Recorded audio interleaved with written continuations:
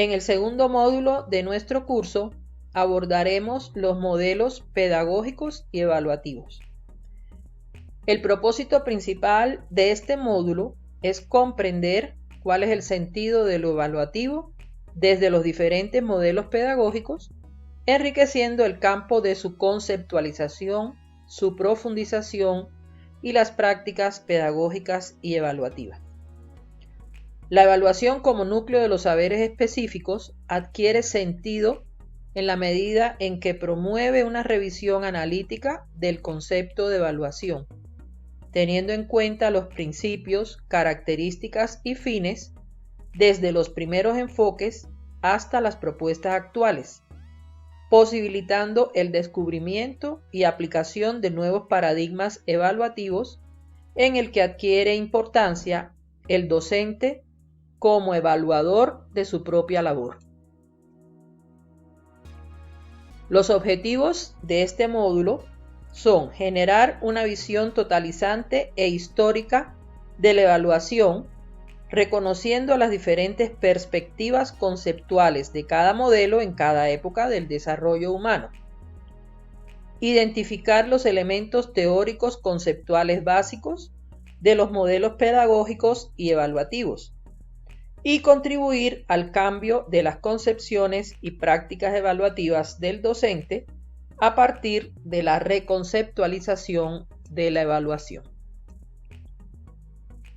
En la primera clase trataremos los modelos pedagógicos y para hacer la contextualización de este tema lo haremos a través de la siguiente pregunta. ¿Cómo se ha desarrollado históricamente la evaluación y cómo se ha hecho en la práctica de las instituciones educativas? Para dar respuesta a este cuestionamiento, los invito a leer el texto Elementos para una posible historia de la evaluación de Humberto Quinceno Castrillón, que encontrarán en el archivo adjunto.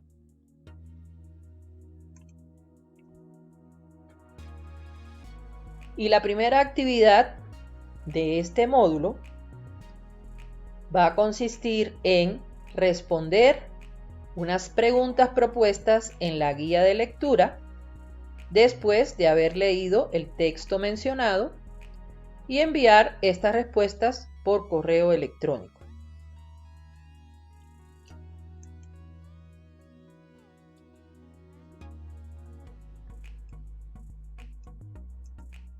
¿Qué es un modelo?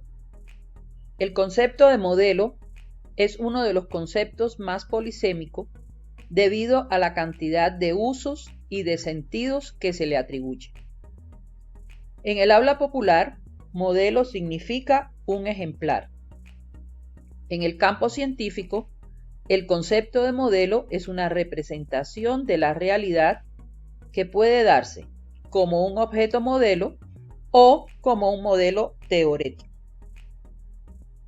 El objeto modelo es una forma esquemática, concreta y visual que representa la realidad, como por ejemplo un dibujo, un mapa, una maqueta, un diagrama o cualquier otra forma simbólica.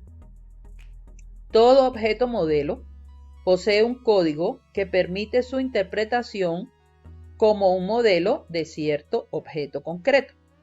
Por ejemplo, un mapa tiene ciertas conversiones internacionales que representan las montañas, los ríos, los valles, las ciudades, etc.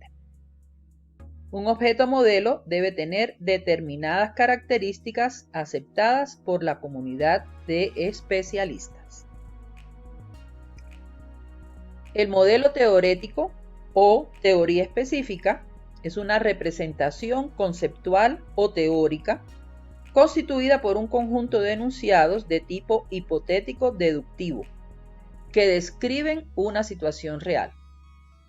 Todo modelo teórico debe estar inserto en una teoría más general. Las teorías científicas se constituyen en modelos porque su función es la de describir, explicar o interpretar la realidad. Con base en el concepto de modelo, como lo describe el campo de la ciencia, se puede comprender más fácilmente el concepto de modelo pedagógico para luego, dentro de ese mismo esquema, comprender el concepto de modelo evaluativo. Modelo pedagógico. Un modelo pedagógico es un pedazo o trozo de esa realidad sumamente compleja llamada pedagogía.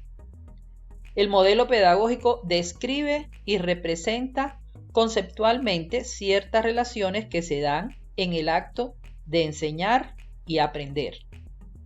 Un modelo pedagógico es un instrumento de la razón para el control de la realidad, tal como lo ha entendido la ciencia.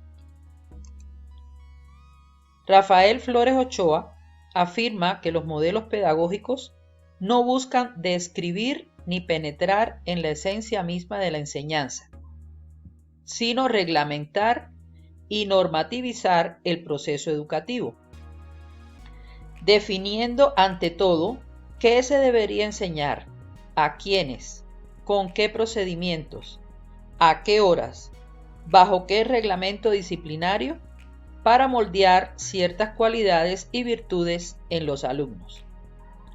Y añade, su preocupación ha sido la de adaptar y cultivar en los jóvenes las ideas, cualidades y virtudes vigentes en la tradición o extraídas del pasado clásico humanista.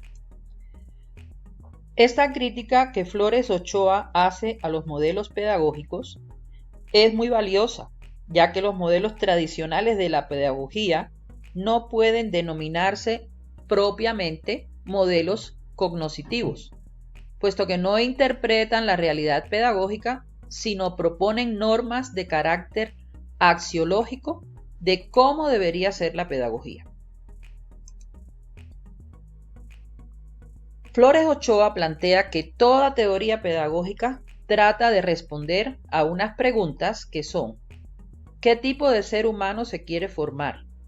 ¿Con qué experiencia crece y se desarrolla un ser humano? ¿Quién debe impulsar el proceso educativo? ¿Con qué métodos y técnicas puede alcanzar mayor eficacia? El pedagogo debe abordar estas preguntas en conjunto y en forma transdisciplinaria, teniendo en cuenta que el concepto de formación es un elemento clave y unificador de toda pedagogía. Para determinar si una teoría puede considerarse pedagógica, es posible tener en cuenta algunos criterios de elegibilidad, como son: definir el concepto de ser humano que se pretende formar o la meta esencial de formación humana, es decir, estos son los fundamentos antropológicos y sociológicos. Caracterizar el proceso de formación del ser humano en el desarrollo de las dimensiones constitutivas de la formación en su dinámica y secuencia, lo cual constituye el fundamento psicológico y biológico.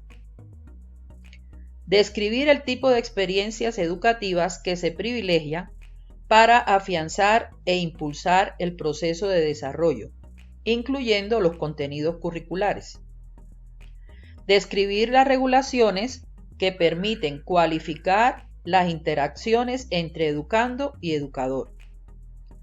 Describir y prescribir métodos y técnicas de enseñanza que se puedan utilizar en la práctica.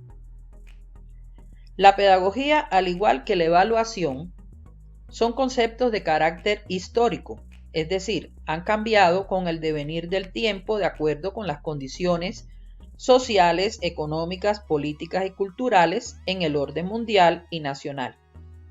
Y según estos cambios, se han clasificado en diferentes tendencias.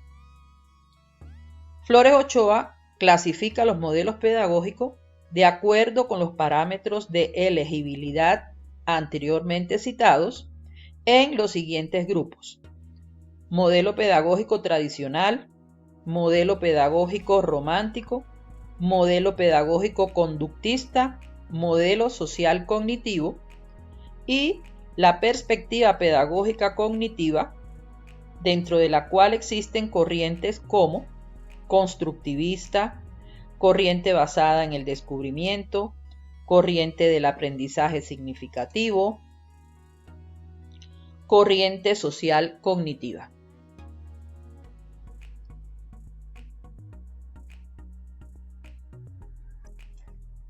Para determinar si una teoría puede considerarse pedagógica, es posible tener en cuenta algunos criterios de elegibilidad, como son: definir el concepto de ser humano que se pretende formar o la meta esencial de formación humana. Estos son los fundamentos antropológicos y sociológicos del modelo. Caracterizar el proceso de formación del ser humano en el desarrollo de las dimensiones constitutivas de la formación en su dinámica y secuencia, lo cual constituye el fundamento psicológico y biológico. Describir el tipo de experiencia educativa que se privilegia para afianzar e impulsar el proceso de desarrollo, incluyendo los contenidos curriculares. Describir las regulaciones que permiten cualificar las interacciones entre educando y educador. Y describir y prescribir métodos y técnicas de enseñanza que se puedan utilizar en la práctica. La pedagogía, al igual que la evaluación, son conceptos de carácter histórico, es decir, han cambiado con el devenir del tiempo de acuerdo con las condiciones sociales, económicas, políticas y culturales en el orden mundial y nacional. Y según estos cambios, se han clasificado en diferentes tendencias. Flores Ochoa clasifica los modelos pedagógicos de acuerdo con los parámetros de elegibilidad anteriormente citados en modelo pedagógico tradicional, modelo pedagógico romántico, modelo pedagógico conductista, modelo social cognitivo y perspectiva pedagógica cognitiva, dentro de la cual existen corrientes como la constructivista, la corriente basada en el descubrimiento, la corriente del aprendizaje significativo y la corriente social cognitiva. Por su parte, Julián de Zuviría-Samper, en concordancia con lo dicho por Flores, afirma que todo modelo pedagógico parte de una concepción de hombre y sociedad y define el papel que debe cumplir la educación en su formación, clasificando los modelos pedagógicos en tres: tradicional, activista y cognoscitivas. Dentro de estas diferentes corrientes está la piagetiana, la histórico-cultural, el aprendizaje significativo y la pedagogía conceptual. Aclara que algunos modelos pedagógicos hacen énfasis en el acto de enseñar, como por ejemplo el modelo tradicional, el modelo conductista, mientras que otros modelos lo hacen en la comprensión del cómo se aprende. Es el caso de los modelos cognitivos. Según Luis Knott, una propuesta pedagógica está relacionada con el concepto que se tiene de conocimiento, es decir, determina las relaciones para la interacción alumno-conocimiento y de acuerdo con ello propone tres métodos. Heteroestructurantes, donde existe una realidad única fuera del individuo que es cognoscible, en este caso los modelos tradicionales y conductistas. Autoestructurantes, en la que el individuo construye su propia realidad independiente de lo exterior. Es el caso del modelo romántico de la pedagogía activa. Interestructurantes, donde el conocimiento y la realidad son construidos en la relación sujeto-objeto, objeto-sujeto. Es el caso del constructivismo y del aprendizaje significativo. Veamos entonces el modelo pedagógico tradicional. Para este modelo, el propósito central es enseñar conocimientos y normas, mientras el maestro cumple la función de transmisor. El castigo y la sanción enseñan el respeto a la autoridad y a la norma establecida. El maestro debe actuar de manera severa y exigente, al mismo tiempo que coloca retos difíciles y exige al máximo lo que los estudiantes pueden dar. El principal papel del maestro es dictar la clase, en tanto que el estudiante debe imitar y copiar, aunque no entienda lo que copie, pues gracias a la repetición lo podrá aprender.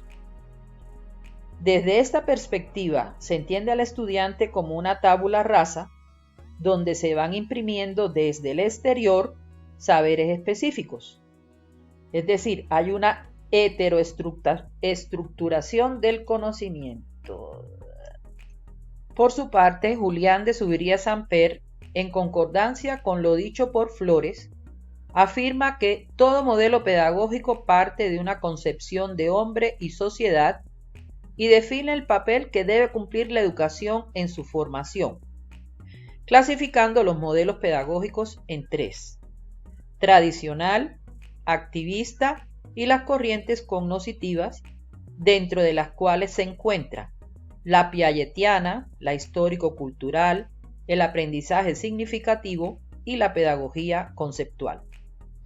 Aclara que algunos modelos pedagógicos hacen énfasis en el acto de enseñar, como es el modelo tradicional y el conductista, mientras que otros modelos lo hacen en la comprensión de cómo se aprende. Es el caso de los modelos cognitivos.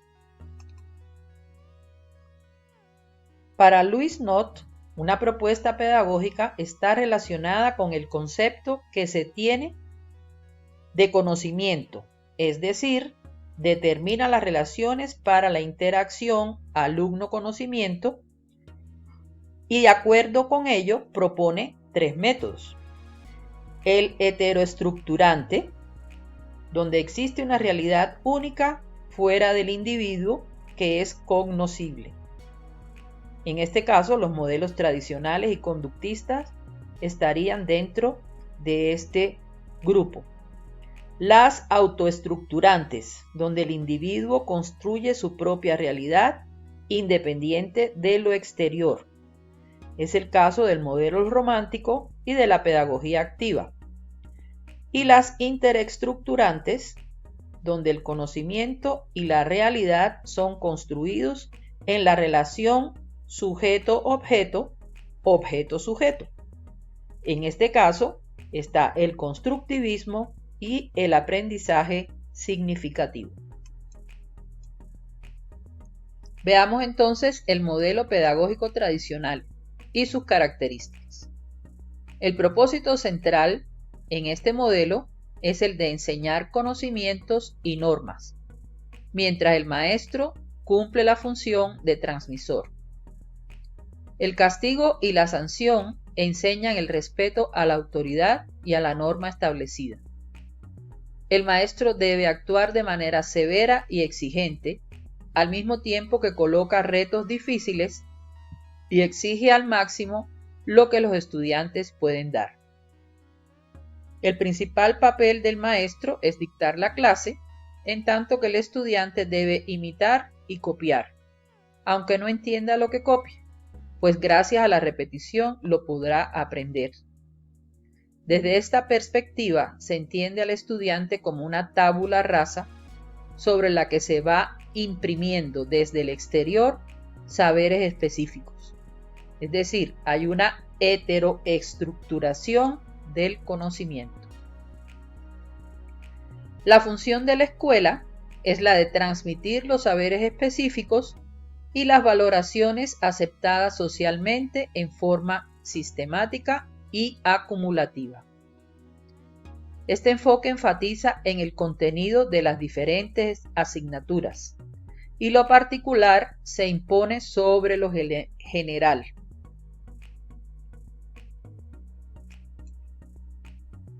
La función de la escuela es la de transmitir los saberes específicos y las valoraciones aceptadas socialmente en forma sistemática y acumulativa.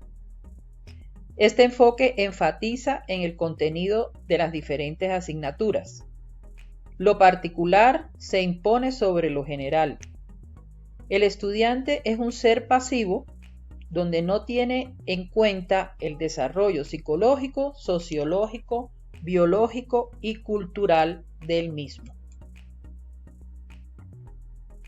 Todos los estudiantes son iguales y aprenden de la misma forma, imitando el ejemplo del maestro, quien dicta su clase a través de exposición oral y lectura de textos. El maestro es un reproductor de saberes que se elaboran por fuera de la escuela y el estudiante debe ser un reproductor de los saberes transmitidos en la escuela. La disciplina se entiende como el respeto a la autoridad para garantizar la atención y la obediencia de los estudiantes a través de azotes, castigos y humillaciones. Esta forma de enseñar fue muy común hasta hace muy poco tiempo en nuestras escuelas y colegios. La evaluación dentro de la pedagogía tradicional no es otra cosa que la determinación externa y final de la presencia o ausencia de los contenidos transmitidos. Modelo conductista o de la tecnología educativa. Tuvo su auge con el desarrollo industrial y las teorías científicas aplicadas a la educación. Con él se buscaba planear, ejecutar y evaluar bajo la idea de la conducta productiva de los individuos. Se pretende moldear al individuo a través del desarrollo de conocimientos, habilidades y destrezas, según planteaba Gagné. Sin embargo, da importancia al desarrollo de la didáctica y a las estrategias de aprendizaje. Los objetivos se convirtieron en el centro del proceso educativo por encima de los estudiantes. La evaluación es una función sumativa y con el propósito de contrastar resultados con objetivos, según Tyler. Los textos educativos reemplazaron al maestro y en ellos se encontraban ya descritos los objetivos, las estrategias y las formas de evaluar para determinar resultados. Se suponía que todos los estudiantes por igual están en capacidad de aprender de la misma forma si se utilizaban las mismas estrategias. Según Flores Ochoa, este modelo tiene algunos aspectos positivos y otros negativos, como son: el estudiante no es un espectador pasivo, ya que se trata de aprender haciendo. La repetición en la frecuencia de la práctica es un factor muy importante para la retención de aprendizajes técnicos y prácticos. La generalización y transferencia del aprendizaje pueden incrementarse en la medida en que se varían los contextos de aplicación. La asociación e interrelación de los aprendizajes afianza el cambio educativo deseado. La enseñanza individualizada es una ganancia importante. Hay necesidad de planificar la enseñanza, de prever la estructura de contenido y de la secuencia de los medios para lograr el aprendizaje. De otra parte, hay poca participación del estudiante y del maestro en el diseño de la enseñanza conductista. Se trata de una imposición exterior en la que los protagonistas son objeto de entrenamiento. El maestro queda con la responsabilidad del control del ambiente de aprendizaje, pero él solo puede seguir instrucciones. El maestro ejecutor de instrucciones puede ser relevado de su papel de instructor por los nuevos computadores. Modelo pedagógico activista. El iluminismo francés, con sus ideas de libertad, igualdad y fraternidad, el desarrollo industrial y el surgimiento de la sociedad burguesa, son los nutrientes de este nuevo enfoque pedagógico. Comenius, en su obra Didáctica Magna, inició un cambio hacia la importancia de la acción en el proceso de aprendizaje. Pestalozzi, divulgador de las escuelas tutoriales, sentó las bases para un método naturalista e intuitivo. Dewey en Estados Unidos, Claperede,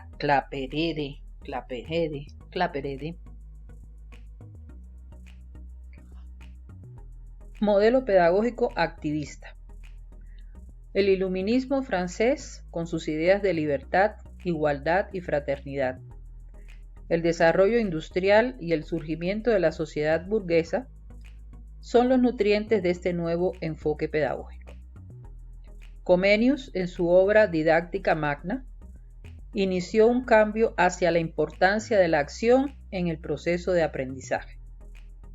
Pestalozzi, divulgador de las escuelas tutoriales, sentó las bases para un método naturalista e intuitivo. Dewey en Estados Unidos, Claparede y Freire en Suiza, Freinet en Francia, De Crolli en Bélgica y Montessori en Italia son los primeros exponentes de la llamada Escuela Nueva. En Colombia, Agustín Nieto Caballero, con la creación del gimnasio moderno en 1914, propició el desarrollo de esta propuesta pedagógica.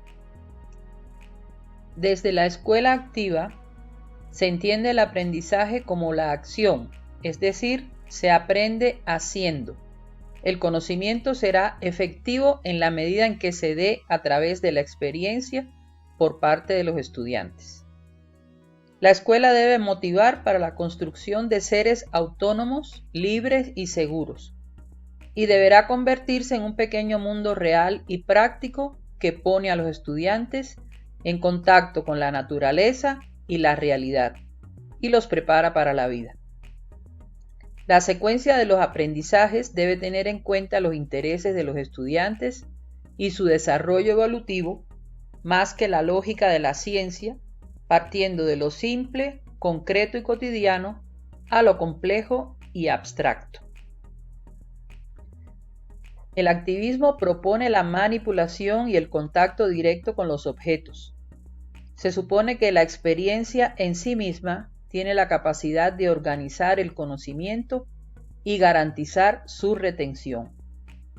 Se concibe el conocimiento como algo interno al individuo, es decir, hay una autoestructuración del conocimiento. La metodología y la didáctica adquieren gran importancia en este modelo educativo. El trabajo en equipo, los centros de interés, la posibilidad de diálogo, la discusión, la toma de decisiones se realizan a través de la observación y la experimentación sobre los objetos de la realidad. No interesa el contenido del aprendizaje ni el tipo de saber enseñado, pues lo que importa es el desarrollo espontáneo del individuo. La evaluación se considera una limitación al desarrollo del estudiante y solo se entendería bajo la posibilidad de procesos de autoevaluación. Este modelo ha sido criticado en tanto que confunde acción, como manipulación de objetos, con desarrollo de pensamiento.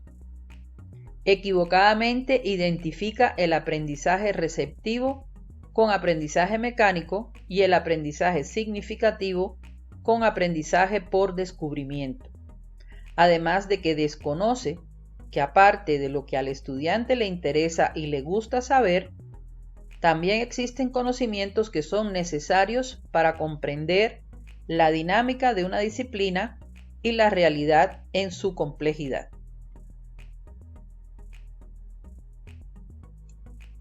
Modelo pedagógico constructivista. Al contrario de algunos modelos pedagógicos como el tradicional y el conductista, que se preocuparon más por el cómo enseñar, el constructivismo se preocupa por cómo aprender. La pregunta fundamental es, ¿cómo se adquiere el conocimiento? Los orígenes del constructivismo están relacionados con la llamada revolución cognitiva que tuvo lugar a principios de la década de los 70 y estuvo influenciada por el auge en la teoría de los sistemas y en el procesamiento de información, los cuales sirvieron como modelo para imaginar y simular, lo que permitió comprender la mente humana como un sistema procesador de información. Dentro del modelo constructivista, el conocimiento no se adquiere simplemente, ni se recibe ni es una copia de la realidad, sino que es una construcción del sujeto, y esto tiene varias implicaciones, como son: el conocimiento se construye a partir de la acción, entendida como la reconstrucción de las interacciones entre las cosas y los sujetos, lo cual permite construir el mundo que llamamos objetivo, interactuar con él y pensar sobre él, es decir, permite construir el conocimiento. Esto corresponde a un enfoque interestructurante. Reconoce la existencia de conocimientos previos y que cada nuevo aprendizaje se integra al anterior en un doble sentido. El nuevo conocimiento es condicionado por el saber ya existente y a la vez reestructura ese saber previo. El conocimiento adquirido constituye el repertorio con el cual el sujeto maneja e interpreta el mundo. Es lo que el sujeto sabe y sabe hacer. Los conceptos, ideas que tenemos de las cosas, se construyen a partir de la acción, a partir del establecimiento de las relaciones entre los objetos del mundo. Para los constructivistas, el proceso de construcción del conocimiento es la forma natural como los objetos actúan cognitivamente. El papel de la institución educativa consiste en favorecer la construcción de conocimientos necesarios para conocer, manejar y transformar el mundo en que se vive.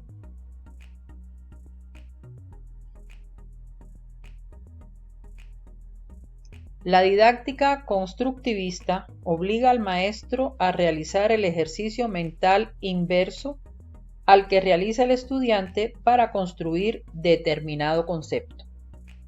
El estudiante, a su vez, parte de la acción, descubre en ella las relaciones fundamentales y finalmente construye el concepto.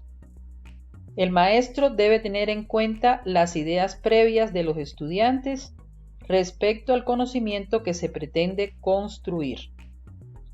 Desde esta propuesta pedagógica, el papel del maestro no es el de transmitir el conocimiento, sino el de propiciar los instrumentos para que el estudiante lo construya a partir de su saber previo. Como segunda actividad de esta clase, les propongo que complementen sus conocimientos sobre modelos pedagógicos realizando la lectura del artículo ¿Qué es pedagogía conceptual?, de Miguel de Zuviría Samper, tomado de la revista Educación y Cultura, y compartir su opinión sobre este modelo pedagógico en el foro.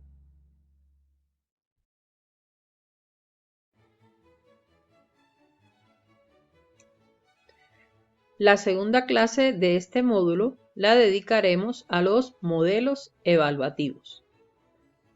En ella pretendemos hacer un recorrido por las diferentes propuestas evaluativas que se han intentado en el campo de la educación. Pero antes los invito a ver el siguiente corto y dinámico video que nos presenta una interesante definición de evaluación. En el siguiente enlace encontrarán el video ¿Qué es evaluar? Después de haber visto el video, les propongo realizar un corto audiovisual a manera de diapositiva con audio o video, donde expongan su propio concepto de evaluación y lo compartan en el foro. La primera pregunta que surge es ¿cómo construir un modelo evaluativo? Un modelo debe ser el resultado de una construcción colectiva de muchas investigaciones, debates, discusiones, análisis y validaciones por parte de la comunidad educativa y de especialistas en este campo. El modelo evaluativo debe estar íntimamente ligado con el modelo pedagógico que lo sustenta y cuyos elementos o contenidos pretende evaluar, partiendo del supuesto que la evaluación es uno de los lados que conforman el triángulo pedagógico, constituido por el currículo, la didáctica y la evaluación. En la actualidad aún no existe un concepto suficientemente claro y preciso acerca de modelo evaluativo, por lo que se hace necesario construir tales modelos o al menos determinar las categorías conceptuales y metodológicas que permitan identificar un modelo evaluativo. Un modelo no es una realidad, pero facilita la comprensión de la realidad para poder actuar sobre ella. Por lo tanto, el modelo no puede asimilarse a un método, ya sea pedagógico o evaluativo, aunque en el modelo pueden estar implícitos algunos métodos.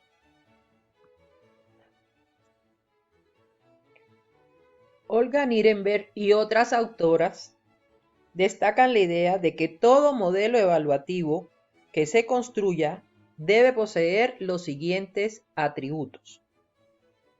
Debe ser holístico, pues no debe ser concebido para evaluar solamente un aspecto en particular y debe incorporar elementos de estructura de procesos y de resultados. Debe ser modular. No debe evaluar todo al mismo tiempo, sino que hay distintos focos o énfasis según los momentos de evaluación de la gestión de los programas o proyectos correspondientes a cada aplicación evaluativa. Debe involucrarse en el proceso de gestión y en todas sus etapas por cuanto la evaluación es un elemento integral de los procesos pedagógicos. Debe ser flexible, de forma que permita introducir modificaciones a lo largo del desarrollo del programa. Y debe incorporar las perspectivas de los distintos actores, pues no se puede concebir sin la participación de todos en cada una de las etapas. Estas mismas autoras presentan un esquema de las partes que deben integrar un modelo evaluativo, que son precisiones conceptuales, dentro de las cuales estaría el marco teórico general, y dimensiones y variables, entendidas como definiciones conceptuales y operativas. Los aspectos metodológicos, dentro de los cuales deben estar el abordaje metodológico general, técnicas sugeridas e instrumentos, fuentes, actores participantes y cronograma de aplicación y focos. La matriz síntesis del modelo evaluativo y finalmente el instrumento valorativo.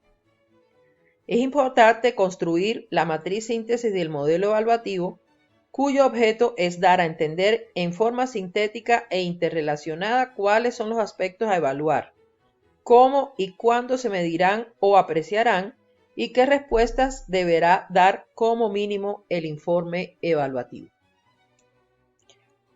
Juan José Monedero, en su texto Bases teóricas de la evaluación educativa, clasifica los modelos evaluativos en dos grupos: modelos clásicos y modelos alternativos. Respecto a los modelos clásicos, el autor señala unas características comunes que son: la evaluación se realiza con base en metas u objetivos determinados previamente. Los objetivos se definen en términos de conductas operacionales. El proceso de evaluación está fundamentado en las mediciones por medio de test y otros instrumentos cuantitativos. El resultado de la evaluación consiste en modificar el comportamiento de los alumnos, determinar y estimar los cambios producidos en relación con esos mismos objetivos establecidos previamente.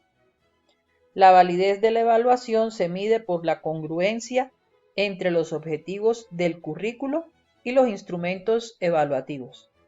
La decisión y responsabilidad de la evaluación compete al evaluador, que como experto emite juicios. Y las evaluaciones pueden ser diagnósticas para saber qué objetivos se deben formular durante el proceso y al final de todo el proceso. Los modelos clásicos pueden agruparse en tres: modelos basados en la consecución de metas u objetivos, modelos basados en la formulación de juicio y modelos facilitadores para la adopción de decisiones. Para comprender la filosofía de los modelos basados en la consecución de metas u objetivos, tomaremos como ejemplo el modelo tayloriano. Ralph Tyler, a finales de los años 30 y principios de los 40, desarrolló el primer método sistemático de evaluación educacional. Este trabajo marca uno de los grandes hitos en la historia de la evaluación concebida como ciencia. Este modelo consideraba que debía existir una serie de etapas en el proceso de evaluación real de un programa. Y estas etapas debían ser: establecer la meta u objetivo, ordenar los objetivos en amplias clasificaciones, definir los objetivos en términos de comportamiento, establecer situaciones y condiciones según las cuales se pueda demostrar la consecución de los objetivos, explicar los propósitos de la estrategia al personal más importante en las situaciones más adecuadas, escoger o desarrollar las medidas técnicas más apropiadas, recopilar los datos del trabajo, comparar los resultados con los objetivos de comportamiento. El método tayloriano se centra principalmente en el estudiante y los logros son la base de la evaluación del programa. La evaluación se limitaba a aquellas variables que podían ser sometidas a una valoración. Las definiciones de los objetivos implican criterios para valorar su éxito. Las evaluaciones debían proporcionar información útil que pudieran permitir la reformulación de objetivos. El método de Tyler tiende a convertir la evaluación en un acontecimiento terminal, emitiendo únicamente juicios sobre el producto final. Este método evaluativo se centró mucho en el rendimiento del estudiante como criterio último y desarrolló un carácter meramente técnico de la evaluación. Debemos decir que tuvo un enorme influjo en los sistemas de enseñanza en América y Europa, así como en las mentes de los profesores, que hoy aún es difícil de superar. Modelos basados en la formulación de juicios. Tomaremos como ejemplo para identificar estos modelos al que se viene implementando en Colombia por el Consejo Nacional de Acreditación, CNA, para evaluar programas e instituciones educativas. Este enfoque tiene como finalidad esencial emitir juicios de valor con el propósito de que las instituciones cualifiquen sus procesos educativos. En ellos, el factor ético es muy importante. Específicamente, este modelo se denomina modelo de acreditación porque se lleva a cabo antes de conceder un crédito y es el modelo adoptado por el Estado colombiano con fines de ejercer el fomento, la inspección y la vigilancia de la enseñanza y velar por la calidad de la educación según los mandatos de la Constitución Política Colombiana.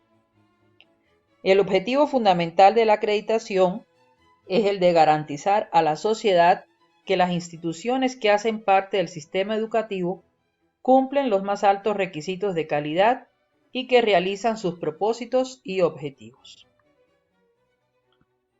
Según este modelo, existen dos formas de acreditación: la acreditación voluntaria o institucional, que consiste en someter a evaluación todos o algunos programas para demostrar ante la comunidad, por medio de la acreditación, y en forma temporal que la institución cumple con los estándares de calidad, los fines y los objetivos propuestos. El Consejo Nacional de Acreditación ha señalado criterios axiológicos de calidad que son idoneidad de la institución para cumplir las tareas específicas propias de la misión y de los propósitos establecidos en el proyecto institucional. Pertinencia, entendida como capacidad de la institución para responder a las necesidades del medio. Responsabilidad, es decir, capacidad para reconocer y afrontar las consecuencias que se derivan de sus acciones. Integridad, entendida como preocupación constante en el cumplimiento de las tareas de la institución.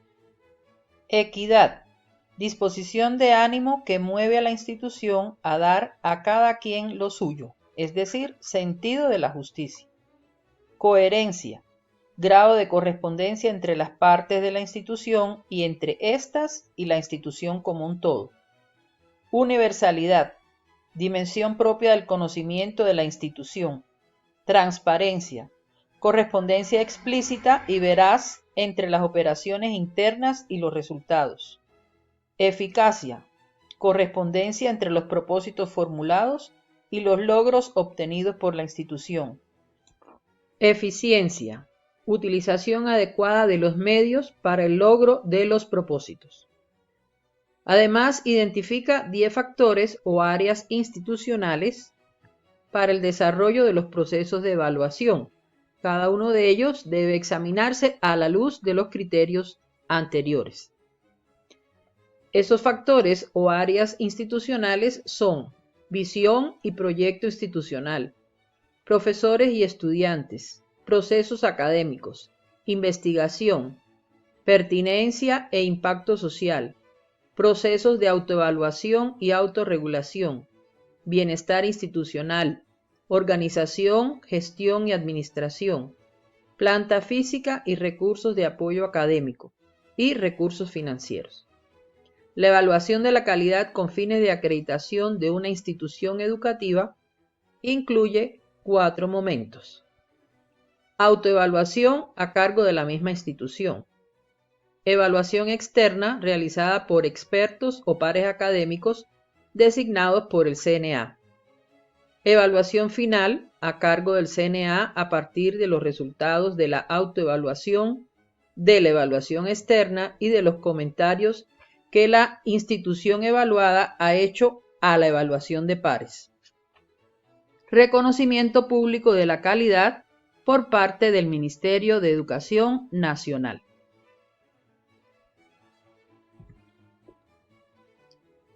Modelos facilitadores para la adopción de decisiones. Estos modelos surgen en la década de los 60 en los Estados Unidos como consecuencia de haber invertido importantes sumas de dinero en distintos programas educativos con el fin de conseguir mayor igualdad de oportunidades y de elevar el estatus cultural de las clases sociales menos favorecidas. La única finalidad de estos modelos consiste en facilitar la toma de decisiones sobre nuevas inversiones por parte de políticos y burócratas o de mantener las ya existentes.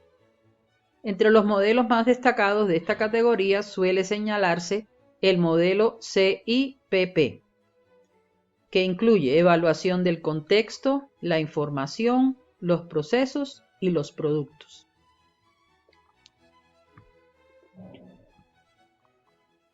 Este modelo fue ideado por Stoffelen y Guba a comienzos de los años 60. En este modelo, la evaluación se define desde un punto de vista pragmático. La evaluación es el proceso de diseñar, obtener y proporcionar información útil para buscar alternativas de decisión. Stoffelen consideraba el método CIPP como un sistema compuesto por 4 aspectos: el contexto, la entrada, el proceso y el producto.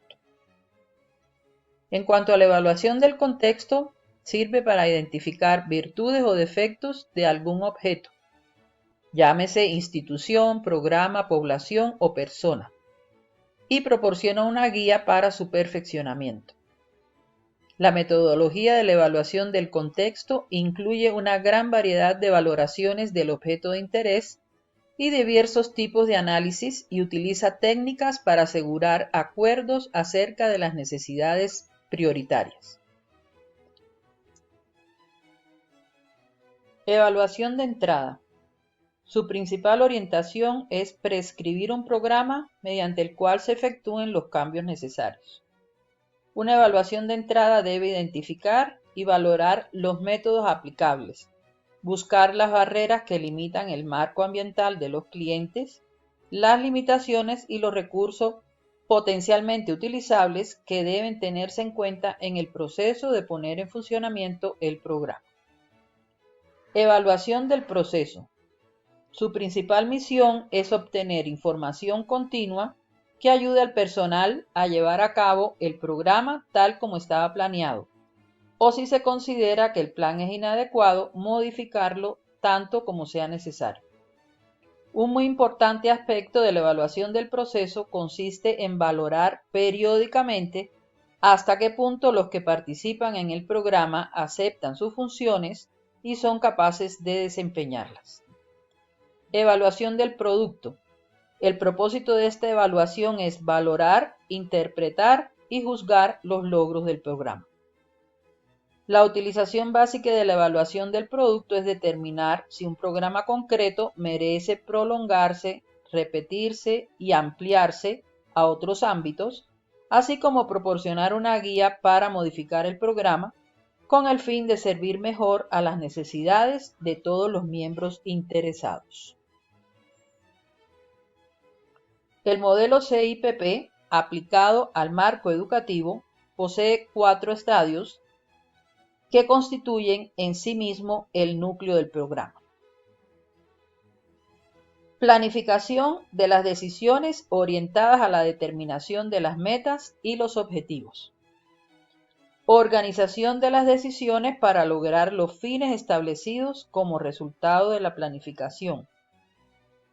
Utilización, control y perfeccionamiento de los procesos utilizados en el diseño y la reutilización de las decisiones de acuerdo con los resultados obtenidos. Stuflen considera 2 aspectos esenciales que debe cumplir cualquier programa de evaluación. La evaluación orientada a facilitar información para los que han de tomar decisiones, denominada proactiva, que tiene naturaleza formativa, y aquella que tiene como finalidad rendir cuentas, en cuyo caso alcanza las características de sumativa, que denomina retroactiva. Modelos alternativos.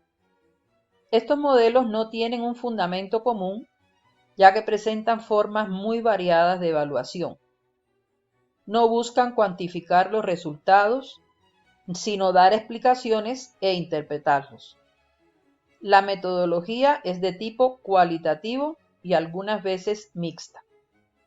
Tienen una visión holística del proceso educativo, por lo que evalúan el conjunto y no solamente los resultados. Los resultados se expresan en juicios de valor.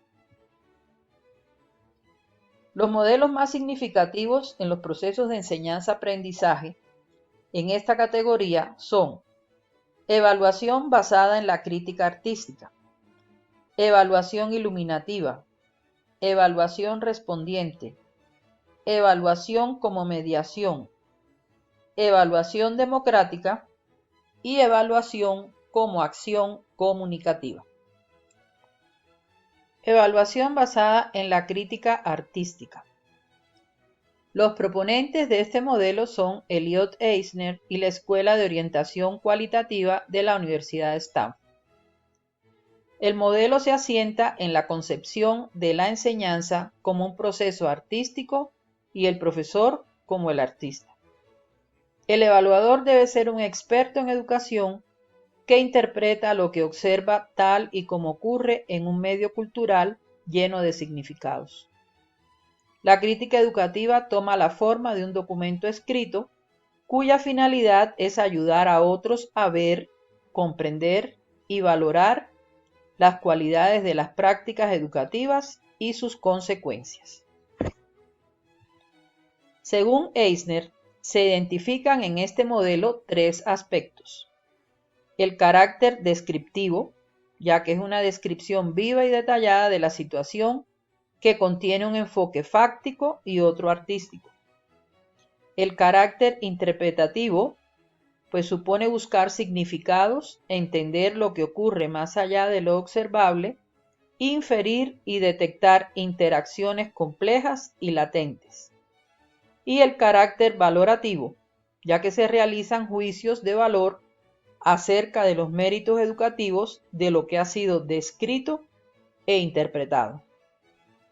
El propósito fundamental de la evaluación basada en la crítica artística es reeducar la capacidad de percepción, comprensión y valoración de quienes participan en los programas y experiencias educativas. Evaluación iluminativa. Los autores más importantes son Robert Stake en los Estados Unidos y David Hamilton, Malcolm Parlett y Barry McDonald en Gran Bretaña. Estos autores trasladan al campo de la evaluación educativa los métodos de trabajo propios de la investigación antropológica y aspiran a una evaluación orientada hacia la compleja y dinámica naturaleza de la educación, que preste la debida atención a las diversas propuestas y juicios de todos los que intervienen en su práctica.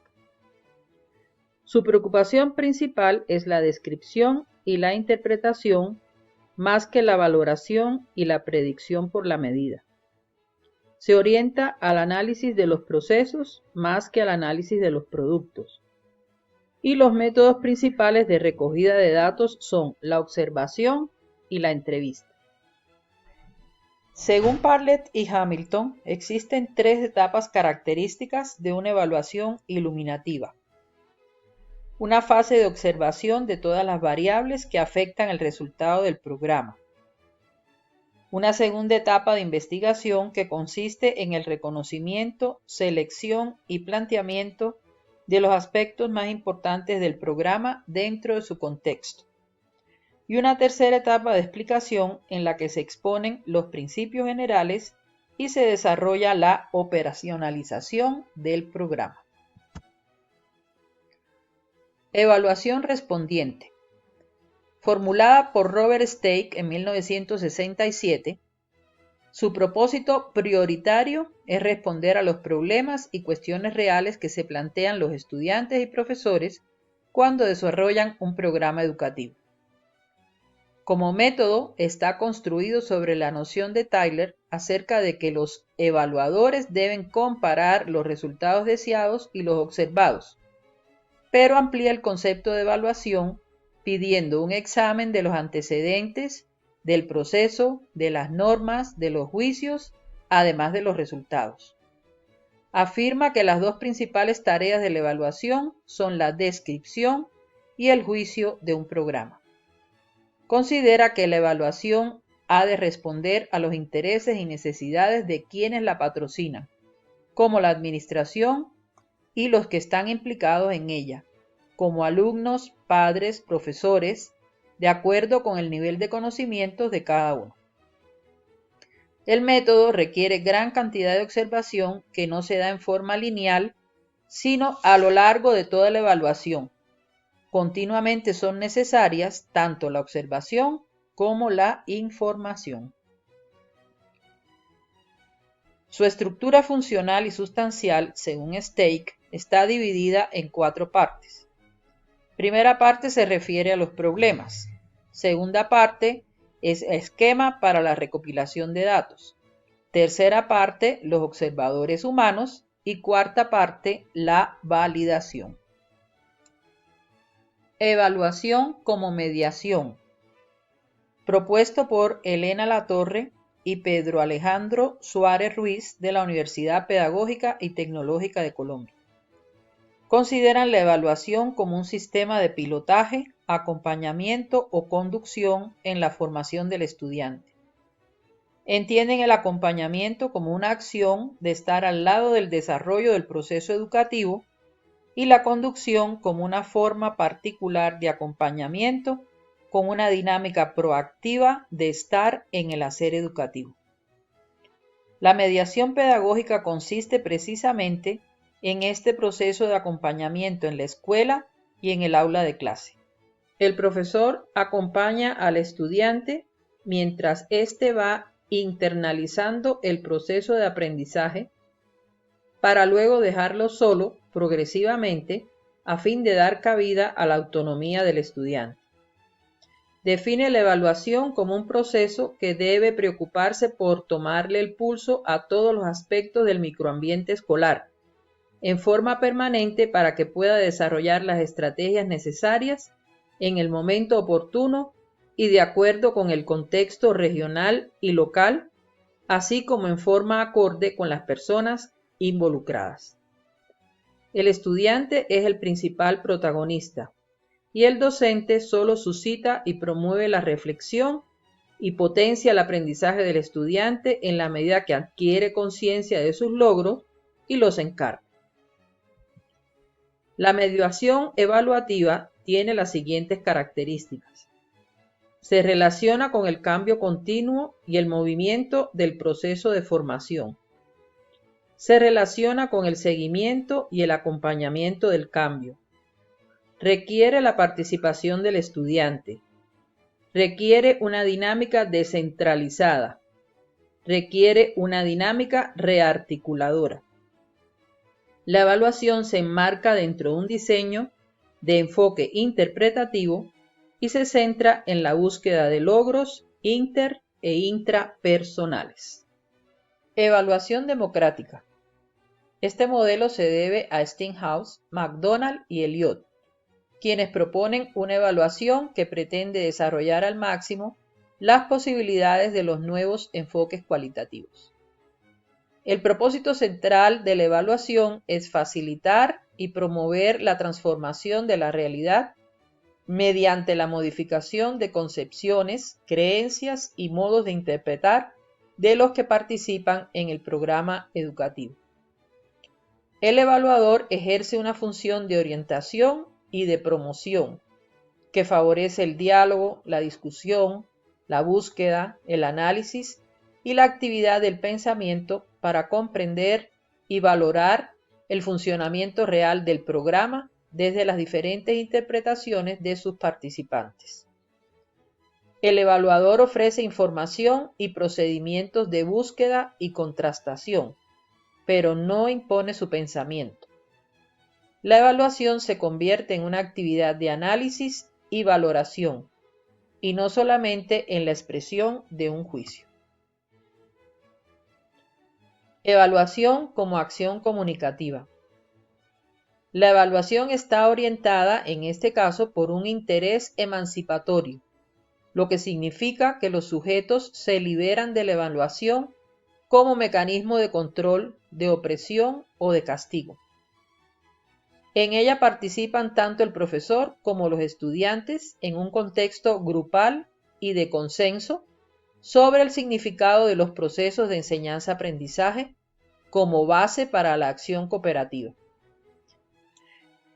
En este proceso y trabajo de grupo, todos se comprometen en la construcción de su propio conocimiento bajo unos criterios éticos que son la verdad de las proposiciones de los hablantes, la rectitud en el cumplimiento de las normas que justifican las relaciones interpersonales de los miembros del grupo, la veracidad en cuanto a que las intenciones de los participantes son honestas y sinceras, la inteligibilidad por cuanto las manifestaciones del grupo son claras, precisas y sin rodeos. La evaluación bajo estos principios no es una acción emancipatoria, sino que se convierte en un auténtico proyecto de vida del estudiante y de cambio en las estructuras educativas y evaluativas, con repercusión en el cambio individual y social de los participantes en el proceso educativo. Para conocer más sobre los modelos evaluativos, ampliar conceptos y profundizar en ellos, pueden consultar el libro La evaluación sistemática de Stuflev. Como actividad final del módulo, les propongo completar el siguiente cuadro síntesis de los modelos evaluativos y enviarlo al correo electrónico. Aquí encontrarán la bibliografía utilizada para la elaboración del presente módulo.